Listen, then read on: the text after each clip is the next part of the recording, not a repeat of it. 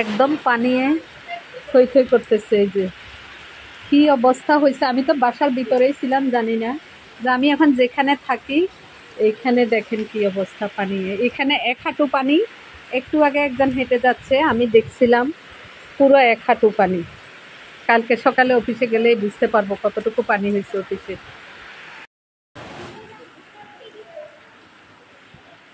এটা হচ্ছে পারিহার আব্বুর নানার বাড়ি। এই যে দেখেন অন্ধকার, আর গাড়িগুলা বাইরে রাখছে, ওদের পুরা বাড়িতে পানি উঠে গেছে। এই যে পুরো রাস্তা হাঁটুর উপরে পানি, নিচে দোকানটা বৃষ্টির জন্য আসলে পানি পড়তেছে তো বৃষ্টির ভিতরে, এই জন্য নিতে পারতেছি না এত বেশি। আমাদের আগের পাড়ায় জানতাম মজুমদার পাড়ায় পানি উঠতো, কিন্তু এখানে পানি উঠে এটা চিন্তা করি নাই কখনো। ওই দেখেন মানুষ আসতেছে, তাইলে দেখতে থাকেন।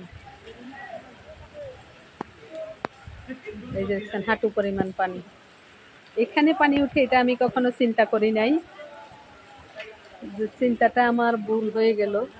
এদিকেও মানুষ আসতেছে, দুই দিকে মানুষ আসতে, এরা সাইডে হাঁটতেছে, এই জন্য এদের একটু কম লাগতেছে। ওই দোকানের সামনে দেখেন মানুষ আসতেছে, দেখছেন দোকানের সামনে, দোকানের ডুবো ডুবো পানি একদম। বাইরে একটা পান দোকান বসতো, পান দোকানটা উঠাই ফেলছে ভিতরে। আর এই গলির ভিতরে বোধহয় পানি ঢুকে গেছে সম্ভবত, বিজলি চমকাচ্ছে। তো ঠিক আছে, দোয়া করবেন সবার জন্য, সবাই যেন ভালো থাকে। আসলে দেখছেন আসমান কেমন ডাক দিচ্ছে।